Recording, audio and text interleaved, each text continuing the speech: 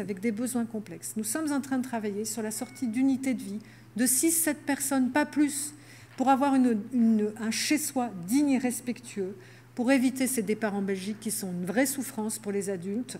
Et donc, nous travaillons avec la délégation autisme, mais pas que, avec les agences régionales de santé de Paris, de Grand Est, du Nord, pour trouver ces solutions beaucoup plus rapides pour ces personnes qui ont des besoins extrêmement complexes et qui sont tout simplement renvoyées dans leur famille, comme si les familles pouvaient tout faire. Nous avons une question très précise sur les MDPH, Maisons du Handicap, et les droits à vie. Émilie Dorbano, Melna, Christelle, sur les délais de traitement des maisons départementales. Oui, c'est intolérable, cette inéquité territoriale d'avoir qui, dans un territoire, 3 mois pour répondre, dans un autre 12 mois. C'est pour ça que j'ai voulu, en toute transparence, publier le baromètre des MDPH, une feuille de route MDPH 2022 que nous avons construit avec les départements et la Caisse nationale de solidarité pour l'autonomie, pour, en toute transparence, dans chaque département, vous donner l'accès à l'information, des délais, de l'octroi des droits à vie, de l'intensité de l'activité et de la satisfaction des usagers. Vous pouvez aller sur le site de la CNSA, consulter les résultats de votre propre département. Pourquoi? Parce qu'on ne progresse que sur ce qui se mesure en toute transparence et l'État accompagne les MDPH qui ont des problèmes ou d'informatique ou de formation d'équipe pour qu'en toute équité, nous améliorons tous ensemble ces délais. Je vous rappelle qu'il y a des droits à vie pour les personnes qui ont un handicap avéré installé à 80%. Plus besoin de refaire son certificat médical tous les 3 ans quand vous avez un adulte qui est aveugle, amputé, myopathe avec une évolution. Non, ça c'était indigne, c'est fini. Un dernier renouvellement et vous avez des droits à vie. Et pareil pour les enfants sur 20 ans. Et puis, il y a aussi des créations de nouvelles prestations, mais nous pourrons y revenir si vous le souhaitez. Des questions aussi importantes sur la phase Covid, et je pense qu'en effet, nous pouvons nous arrêter sur cette crise sanitaire rapidement, par exemple, de Brigitte Orr sur la vaccination. La vaccination va démarrer tout au début de l'année. Le Premier ministre s'en explique actuellement devant le Parlement pour présenter la stratégie de vaccination. Nous avons une priorisation sur les publics handicapés vieillissants qui seront vaccinés en même temps que les EHPAD. Et nous travaillons justement à interroger, et j'ai interrogé la Haute Autorité de Santé, pour qu'on puisse élargir cette vaccination en priorité sur les publics des maisons d'accueil spécialisées, des foyers d'accueil médicalisés. Nous allons avoir la réponse très prochainement, nous vous la ferons parvenir. Des questions aussi importantes sur l'emploi, notamment sur comment les ESAT ont-ils été protégés pendant le Covid. Nous avons voulu être à côté des ESAT. Immédiatement, dès la fermeture, nous ne voulions pas qu'un seul travailleur en situation de handicap et qu'une seule association gestionnaire puisse avoir 1 euro de perte. Nous avons assuré les revenus, nous avons assuré tout l'outil de production avec plus de 160 millions aux côtés des ESAT pour qu'il n'y ait pas de baisse de revenus. Et ça a permis de réouvrir progressivement au confinement et que je vous rappelle que dans le 2e confinement, ils n'ont pas fermé, sauf ceux qui étaient en prise directe sur hôtellerie et restauration. Il y a un fonds de compensation aussi, un fonds important de dotation de 350 millions pour les entreprises adaptées pour qu'elles puissent justement se reconvertir, justement répondre à des appels à projets. Elles ont été extrêmement inventives pendant la crise pour pouvoir vraiment sécuriser les parcours d'insertion professionnelle. Et puis permettez-moi de rappeler que le plan de relance, il est inclusif et que nous avons dédié 100 millions à l'emploi des personnes handicapées, 4 000 € pour une aide à toute embauche de plus de 3 mois ou d'un CDI. Et le Premier ministre a annoncé la prolongation de cette mesure jusqu'à fin juin. Et je vous rappelle 8 000 € pour les contrats d'apprentissage et de l'emploi accompagné aussi pour plus de 15 millions d'euros. Donc nous travaillons, et ce, quel que soit l'âge de la personne handicapée. C'est la mesure jeune et on a enlevé ce frein justement de l'âge. Donc nous sommes aux côtés en même temps des employeurs et des personnes pour pouvoir justement les accompagner pendant cette crise. Vous avez été nombreux à me poser, et très justement, des questions sur la revalorisation des professionnels médico-sociaux du handicap. Je pense aux questions de Sophie Cox, d'Anthony Valadon, de Marlène Duflexy. Bien sûr, c'est une injustice et ce n'est pas normal. Et je suis en train de la réparer, justement, avec l'ouverture des concertations post-Ségur. Nous devons accompagner, reconnaître, revaloriser tous ces professionnels qui ont accompagné les personnes en situation de handicap pendant cette crise. Et donc, nous y travaillons pour que, enfin, cette injustice soit réparée. Nous avons missionné, et le Premier ministre a missionné Michel Laforcade sur ce sujet. Et il est déjà aux manettes de concertation avec les fédérations gestionnaires, avec les organisations syndicales. Au-delà de la revalorisation, nous avons aussi à réfléchir sur l'attractivité des métiers, les passerelles, tout simplement la reconnaissance structurelle des acteurs de ce secteur si important. Enfin, peut-être une dernière question qui a été aussi beaucoup demandée. Je pense à la question de Violaine Pori sur le coût des aides techniques et le reste à charge important pour les familles. Nous sommes le premier gouvernement à réouvrir cette liste des aides techniques. 30 ans qu'elle n'avait pas été rouverte. Nous remboursions très bien des aides techniques obsolètes. Donc j'ai missionné Philippe de Normandie. Nous avons un vrai rapport qui est opérationnel. C'était l'objet de mon déplacement à Rennes, pas plus tard que ce lundi, au pôle Saint-Hélier, pour voir comment ces aides techniques on peut améliorer, comment travailler sur l'économie circulaire pour reconditionner les aides techniques, avoir une labellisation. Et donc là, nous y travaillons. C'est important parce que ce reste à charge est trop important pour beaucoup de raisons. D'abord parce que les prix grand public sont trop élevés, il faut nous les faire baisser. Et puis, il faut simplifier aussi cet accès aux aides techniques, à la bonne évaluation et à la juste aide. Voilà, je prends maintenant des questions en live direct. Alors, j'ai eu, je crois, une première question. Alors, attendez que je regarde mon live. Voilà, donc une première question qui est posée par Herveline, pardon, excusez-moi. Alors, le délai d'attente pour avoir un diagnostic d'autisme est très long, trop long. Que faites-vous pour que cela s'améliore? Vous avez raison, Herveline. Nous avons plus d'1 an parfois pour avoir, dans certains centres de ressources autisme, pour avoir un diagnostic. Alors, 2 choses. Déjà, on peut agir avant le diagnostic. C'est tout l'enjeu de l'intervention précoce, avec le déploiement des plateformes d'intervention précoce pour que dès les premiers signes d'alerte pour les enfants, nous puissions tout de suite mettre en place les interventions. Avec un reste à charge 0 pour les familles, je rappelle, prise en charge des frais de psychologue, d'ergothérapie et de psychomotricien. Ça, c'est pour agir avant même que le diagnostic soit posé. Et pour les adultes qui ont trop longtemps été en errance, avec des prises en charge mal à propos, parfois même en hospitalisation psychiatrique, il nous faut accélérer. Nous avons des centres de ressources autisme sur lesquels nous investissons pour leur permettre justement de recruter des professionnels en renfort, parce que la liste d'attente est beaucoup trop importante.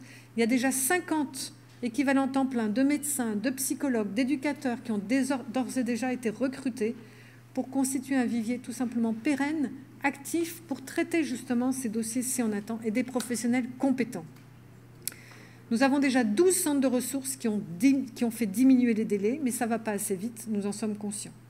Donc nous travaillons vraiment à cet accroissement. Et permettez-moi de rappeler que le forfait d'intervention précoce dont je parlais tout à l'heure, qui était de 0 à 7 ans, est étendu aux 7 à 12 ans, un forfait pour l'autisme au sein des troubles du neurodéveloppement, parce que bien souvent, c'est à partir de 7 ans que ces troubles du neurodéveloppement sont détectés, notamment lors de la scolarisation.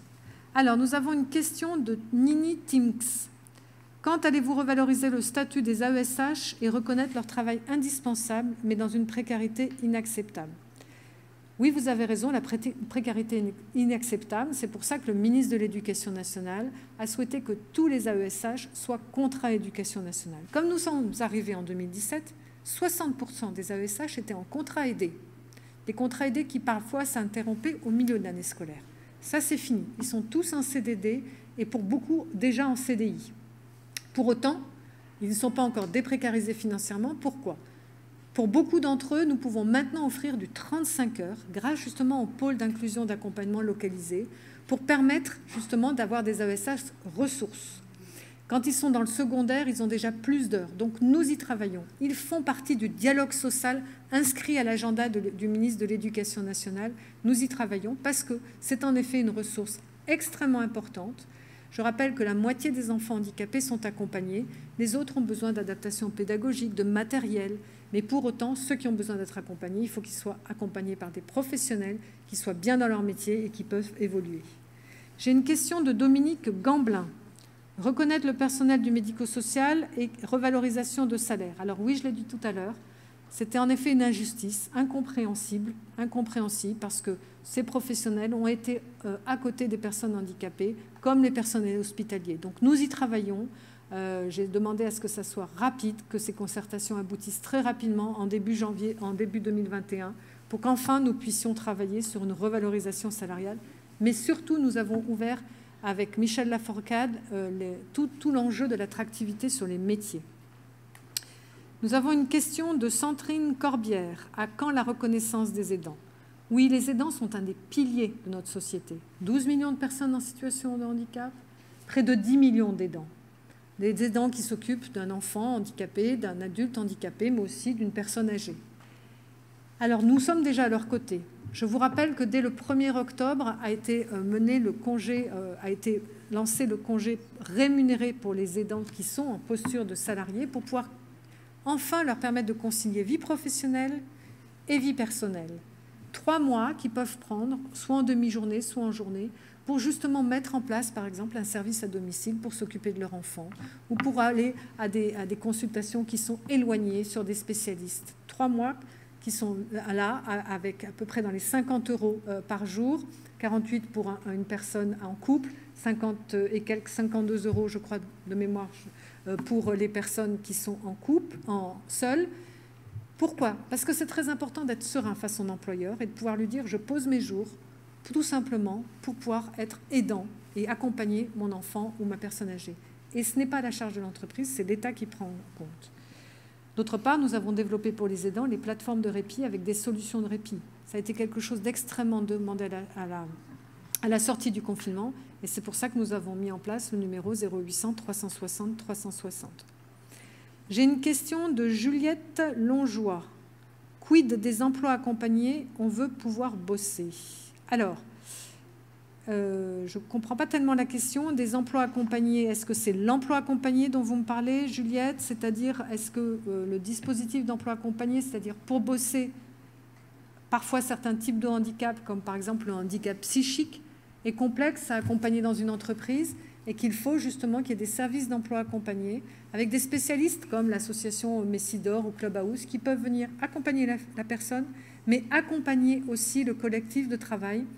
C'est pérenne, c'est gratuit pour les entreprises et c'est réactivable autant que de besoin s'il y a par exemple une baisse de productivité parce qu'il y a des troubles qui apparaissent. Ça, c'est pour sécuriser l'emploi, le maintenir et puis le permettre justement à la personne d'évoluer. J'espère que j'ai compris votre question, Juliette. Sandrine Tartarin, à quand les fauteuils électriques remboursés à 100% ou pouvoir faire un crédit avec l'AH? Alors, les fauteuils électriques remboursés à 100%, ça fait partie justement de la mission de Philippe de Normandie, de ce rapport. Aujourd'hui, il est absolument intolérable de se voir rembourser un fauteuil manuel à 100% et avoir un reste à charge extrêmement important sur des fauteuils électriques qui sont extrêmement coûteux. Donc, je le redis, 2 problèmes. Le coût initial, et c'est moins le coût des fabricants, parce qu'on a fait du benchmark au niveau de l'Europe, que de la problématique de la distribution. La problématique, elle est là. Qu'est-ce qui se passe entre le coût de production et le coût de distribution? Et puis après, il faut simplifier. Il faut avoir des référencements de fauteuils de façon beaucoup plus simple, évolutif. Mais nous avons introduit, justement, dans la loi de sécurité sociale de l'année dernière, la possibilité de réfléchir justement à l'économie circulaire.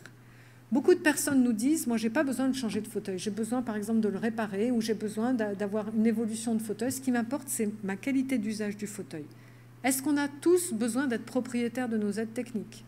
Est-ce qu'on peut aller vers un système de location qui soit bien performant dans l'économie de mon territoire, qui soit accessible, qui ait un vrai suivi de services après-vente? Nous y travaillons aussi pour aller vers quelque chose de plus opérationnel.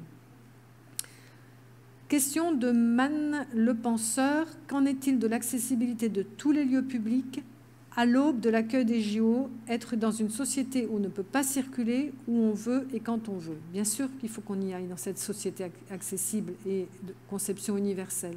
On a un enjeu sur les transports.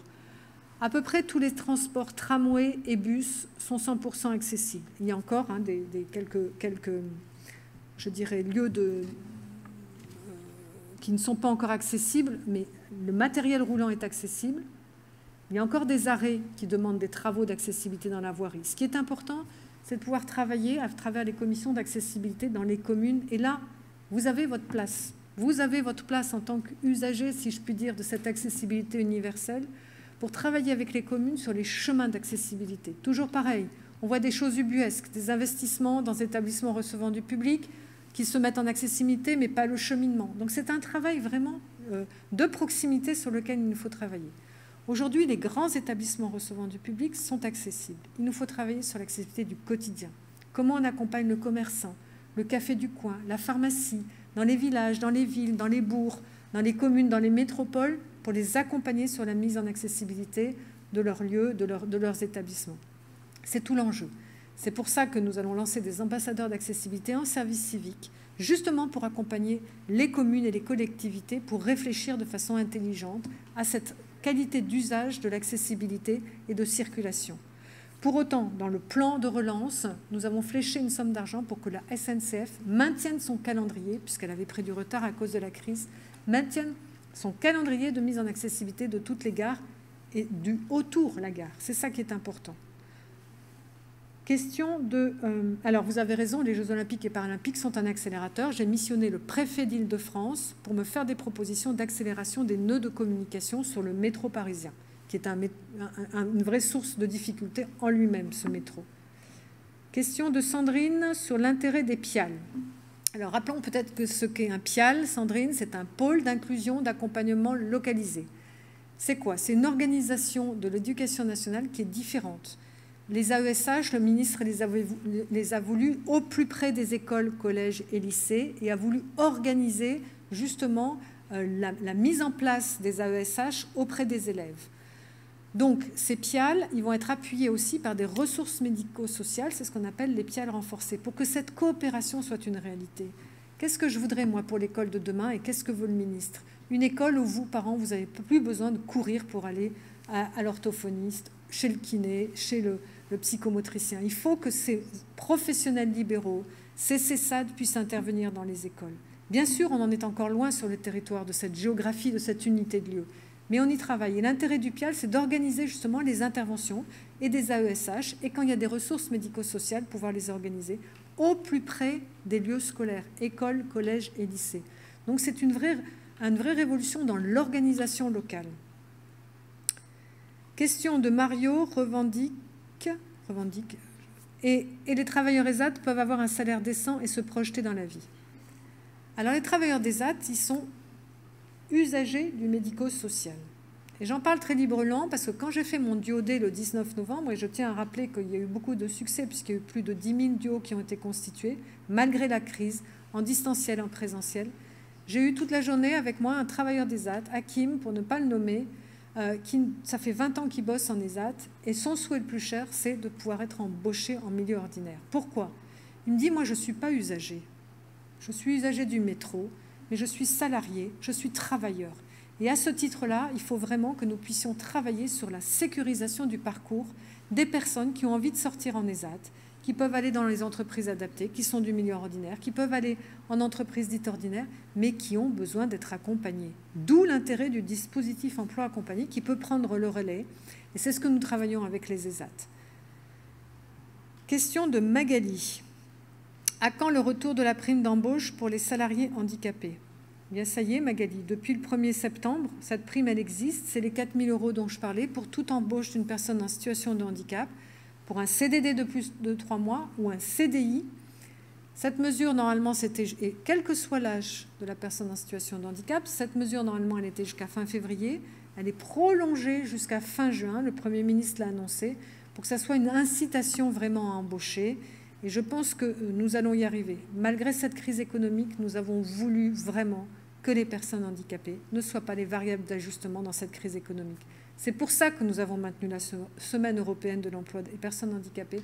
C'est pour ça que j'ai mobilisé les employeurs qui avaient signé le manifeste inclusion en leur disant « Vous vous êtes engagés, montrez maintenant concrètement que c'est une réalité ». C'est pour ça que nous avons voulu les 8 000 € d'apprentissage. C'est pour ça que nous avons mis des référents handicap dans tous les CFA pour qu'ils travaillent justement aux adaptations, qu'ils accompagnent l'apprenti dans l'emploi. C'est pour ça que nous mobilisons aussi la fonction publique pour que l'État soit exemplaire, et on est loin du compte sur l'apprentissage. Ça s'améliore, mais pas encore assez. Je vous rappelle que dans le privé, 3,9% d'emploi des personnes handicapées, alors que le taux d'emploi obligatoire, c'est 6% depuis 30 ans, et près de 6% dans la fonction publique. Question de ANFX, AAH en fin de droit prolongée ou pas? Alors là, je pense que vous parlez des fins de droit au sein des MDPH. Si je comprends bien la question, déjà pendant la crise, j'ai voulu tout de suite qu'il n'y ait pas de rupture de droit. Nous avons prorogé tous les droits pour que, si par exemple votre dossier arrivait en avril pendant le confinement, vous n'ayez pas une rupture de droit. Nous les avons prorogés. Donc là aussi, pour vous alléger la charge administrative. Et donc maintenant, il faut refaire votre dossier s'il arrive à terme. Mais pour autant, les MDPH, les maisons du handicap, sont extrêmement mobilisées pour éviter les ruptures de droit. Que ce soit pour l'AAH, mais que ce soit aussi pour la reconnaissance de qualité de travailleur handicapé. Nous avons une question de Éric Lebrun.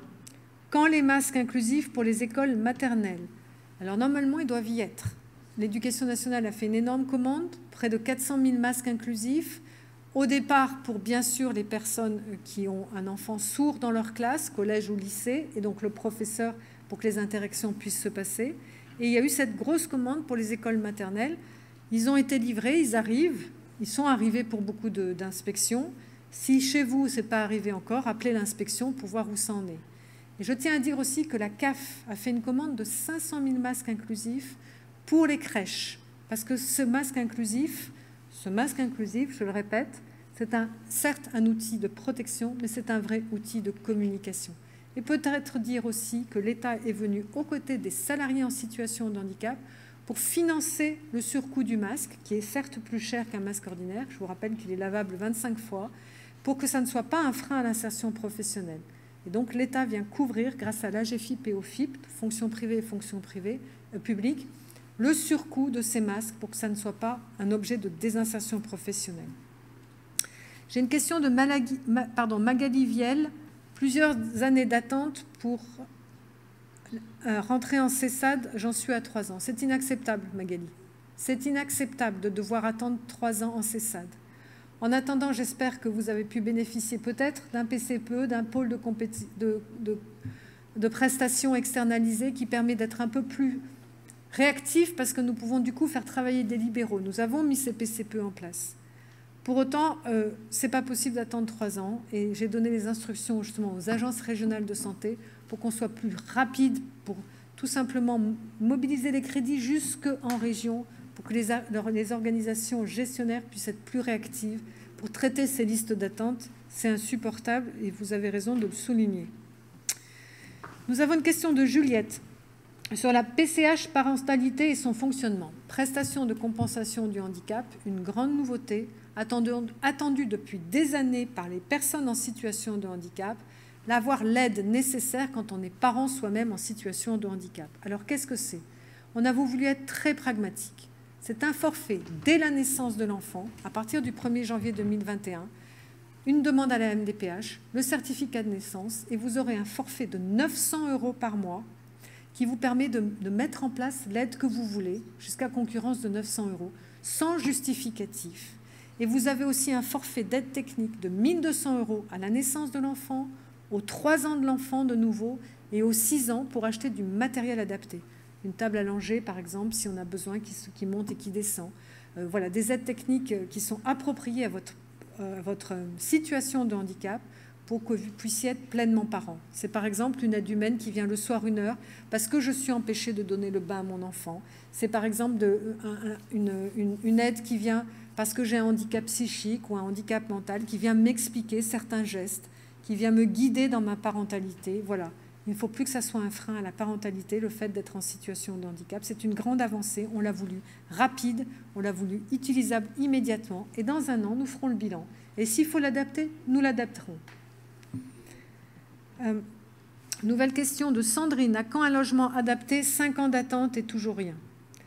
Alors Sandrine, déjà, il faudrait savoir où sont les logements adaptés. Ça, c'est un vrai souci, parce que nous n'avons pas de cartographie. Quelquefois, des logements sont adaptés, le locataire change, et il n'est pas attribué à une personne en situation de handicap. Donc là, nous avons un grand enjeu de savoir déjà où sont ces logements adaptés. Deuxièmement, nous avons un souci aussi de vous accompagner sur les travaux nécessaires et suffisants pour l'adaptation du logement. Et donc, c'est tout l'enjeu de la prestation de compensation d'aménagement de son logement, ce qui doit être fait de façon plus souple et plus rapide aussi. Les délais sont beaucoup trop longs. Question de Vendry Hubert. Comment des élus peuvent priver les personnes handicapées d'une activité sportive? Ben, moi, j'ai envie de vous répondre, aucun élu peut priver des personnes handicapées d'une activité sportive. La société inclusive, c'est ça. Comment je fais du sport à mon club de sport à côté de chez moi? Si j'ai besoin d'avoir quelqu'un qui m'accompagne pour expliquer comment ça fonctionne, il faut pouvoir, par exemple, avoir accès aux fédérations handisport ou aux fédérations de sport adapté qui vous accompagnent pour que cette pratique sportive soit à côté de chez vous. Ça se travaille. Il faut faire intervenir ces fédérations qui sont des personnes ressources. Et puis, il faut faire intervenir, normalement, vous avez un référent handicap dans toutes les mairies. Un élu ne peut pas vous dire non. C'est plus possible aujourd'hui qu'on ne travaille pas tous ensemble à l'activité sportive au club local, à l'activité de musique au conservatoire local. Le handicap ne doit plus être une exclusion et un refus pour pratiquer avec les autres. En revanche, il faut peut-être accompagner.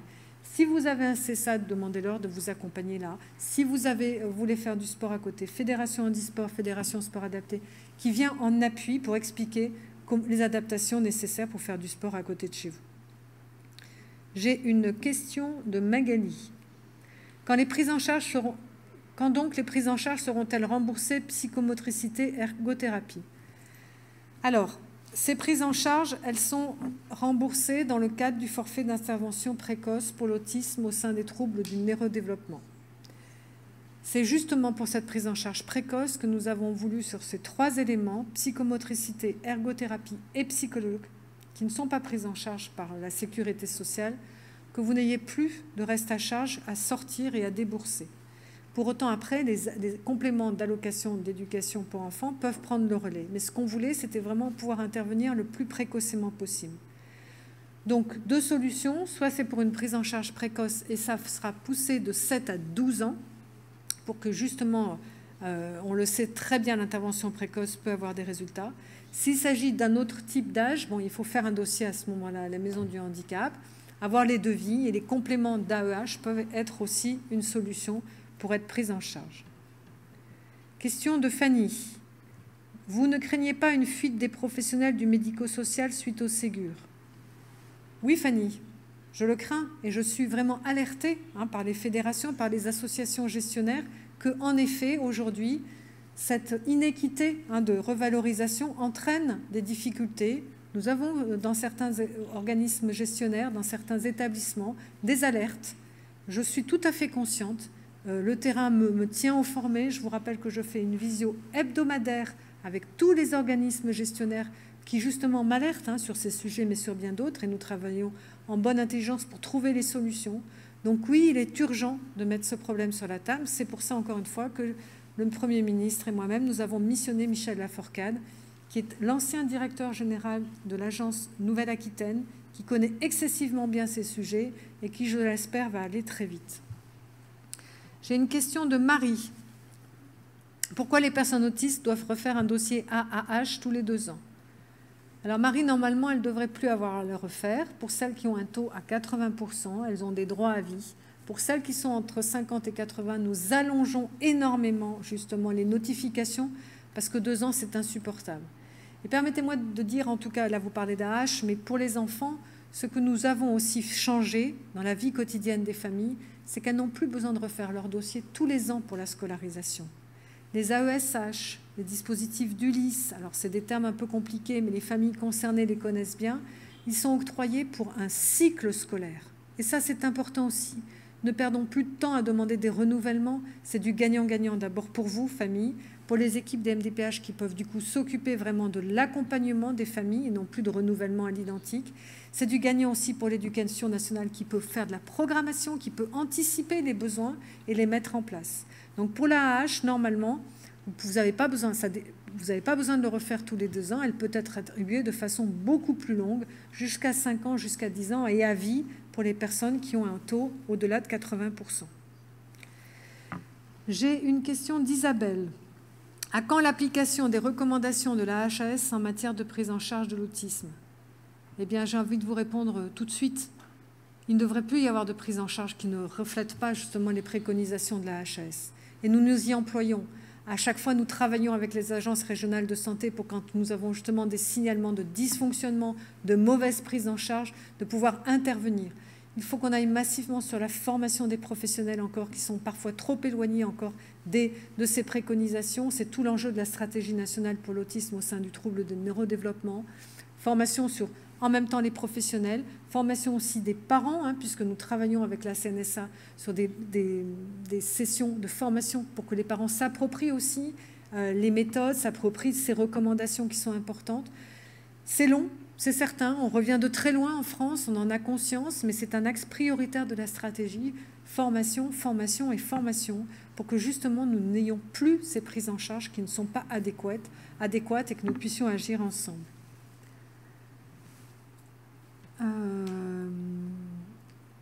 Question de Sivantini. Impossible de trouver des orthophonistes disponibles en France.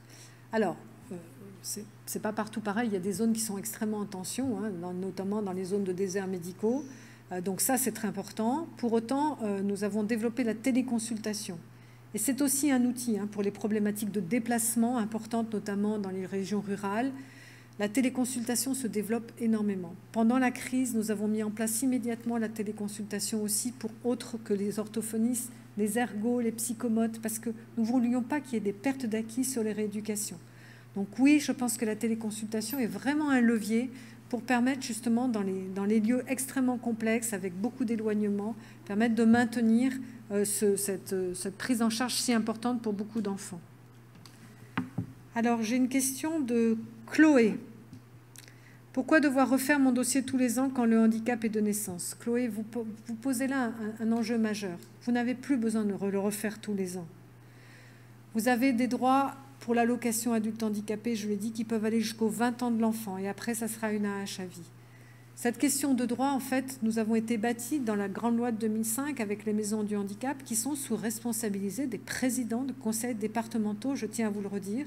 Ce sont les chefs de file des politiques de solidarité.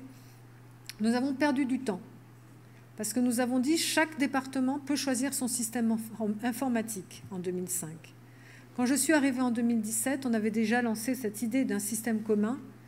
On avait pris 15 ans de retard pour avoir un système harmonisé qui puisse se parler entre les MDPH, parce que vous avez le droit de déménager, qui puisse se parler avec le national pour qu'on ait une politique vraiment qui soit pilotée au niveau national pour avoir de la visibilité sur où sont les places disponibles, où sont les listes d'attente, où sont les moyens qui ont été attribués, quels sont les droits. C'est en cours. J'ai encore remis 25 millions auprès des différentes MDPH qui en avaient besoin justement pour monter sur ce système d'information. Et c'est l'intérêt du baromètre, c'est pour travailler en toute transparence avec vous. Nous vous devons cette information. Il en va de l'équité territoriale, de pouvoir avoir les 4 mois de délai, c'est les délais officiels, et nous avons mis même un enjeu de 3 mois pour la AH.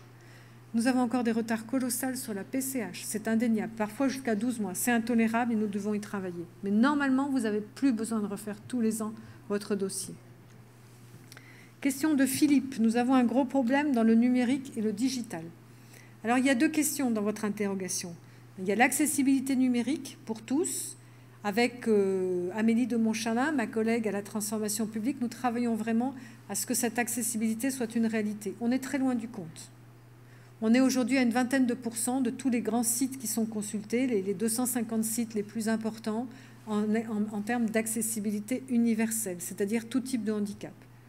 On s'est fixé une amélioration importante, il va falloir y aller. Il y a un baromètre de l'accessibilité des sites qui a été mis en place. Et puis, il nous faut travailler sur la formation des personnes. C'est pour ça que le tout numérique ne sera pas... Il faut que ce tout numérique il soit accompagné aussi de toujours ces guichets avec un accompagnement des personnes. C'est pour ça que nous développons dans les MDPH des guichets de proximité. Nous avons les maisons France Service aussi qui doivent accompagner parce qu'il y a des personnes qui sont éloignées du numérique. Donc il nous faut former les personnes elles-mêmes, il nous faut améliorer l'accessibilité universelle du numérique. Et puis il faut se dire aussi que le numérique, c'est un atout formidable dans notre pays, que nous avons énormément de formations pour les personnes en situation dans le numérique. J'étais par exemple à l'école Saint-Plon, j'étais avec Webforce 3 qui forme justement des personnes handicapées à l'activité, enfin au développement numérique. C'est là aussi un développement pour les personnes elles-mêmes. Ça embauche dans ce secteur. Nous avons beaucoup de demandes d'avoir des webmasters formés justement à l'accessibilité du numérique. Donc il faut le voir aussi comme une force dans notre pays. Nous avons une question de Vive, augmentation de l'AH. Alors je rappelle que l'allocation adulte handicapé a été augmentée 2 fois, en 2018 et en 2019, pour atteindre 900 € par mois. Elle est partie de 800. Donc, ça représente quand même un investissement sur le quinquennat de 2 milliards, puisque je vous rappelle que le budget global, c'est 11 milliards d'investissement. Et permettez-moi juste, même si ça paraît des grosses sommes, de dire que la mobilisation du gouvernement, elle est totale auprès des personnes handicapées, parce que vous avez des budgets dans l'éducation nationale, plus de 3,6 milliards hein, pour les élèves en situation de handicap, les enseignants spécialisés, le maillage des classes. Vous avez de l'investissement dans l'emploi, vous avez de l'investissement dans la culture, dans le sport. En fait, chaque ministre, et c'était bien l'enjeu du comité interministériel du 16 novembre dernier, a réaffirmé que dans sa politique publique, accès à l'école, accès à l'emploi, accès aux soins, il était responsable des personnes en situation de handicap et de prendre en compte les besoins d'aménagement. Question de Sandrine. Quels sont vos projets pour 2021 pour nous tous, les personnes handicapées? Beaucoup de projets, Sandrine, donc, qui ont été réaffirmés, comme je disais, le 16 novembre dernier. Toujours mon mantra, les personnes handicapées sont des citoyens à part entière. Permettez-moi juste de vous rappeler ce qu'on a fait depuis 3 ans. Droit de vote des personnes majeures protégées sous tutelle. Plus de 300 000 personnes, 30 ans que les personnes et leurs associations l'attendaient. Ce n'est plus une excuse, vous pouvez aller voter, vous marier, vous paxer, vous soigner quand vous êtes sous tutelle sans l'autorisation du juge. Imaginez-vous qu'avant, une personne qui était sous tutelle avec une rage de dents en week-end ne pouvait pas aller se faire soigner parce qu'on n'arrivait pas à joindre son tuteur, son juge. C'est fini. C'est très important.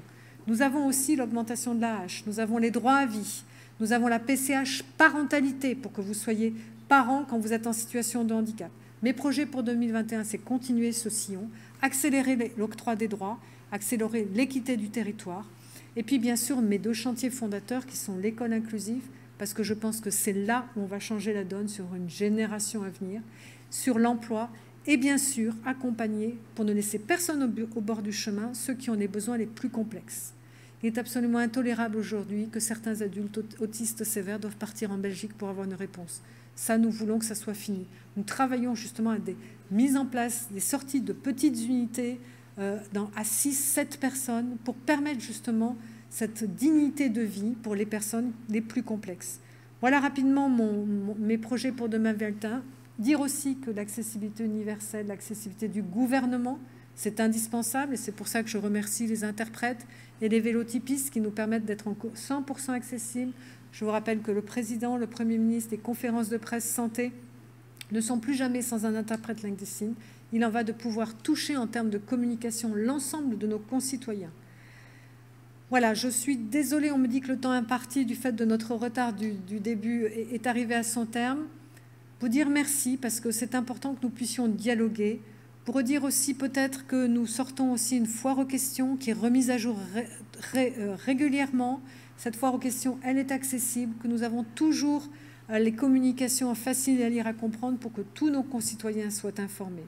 Nous allons d'ailleurs mettre certainement le choix de vaccination en facile à lire, à comprendre pour que l'autodétermination des personnes et leur prise avec leur propre consentement puisse être déployée. Vous dire que nous sommes en pleine crise sanitaire, qu'il va y avoir les fêtes, donc ces gestes barrières, cette distanciation physique, elle est extrêmement importante, surtout avec ces fêtes familiales. Je sais que la période est compliquée, mais prenez ce temps justement de repos en famille, en respectant bien ces gestes barrières, parce qu'il est important aussi de pouvoir se ressourcer. Je souhaite aussi avoir une pensée particulière pour les personnes isolées, qui sont seules, ou pour les aidants qui sont toujours à côté des personnes isolées, leur dire que mes pensées vont à eux, leur dire que nous sommes à leur côté, que ce numéro, il est toujours actif et que nous serons à leur côté. Permettez-moi aussi quand même de vous souhaiter de très bonnes fêtes, mais des fêtes sécurisées, et puis de porter nos masques tous ensemble et de faire les gestes barrières pour protéger tout le monde. Je vous remercie et très bonne fête à toutes et à tous.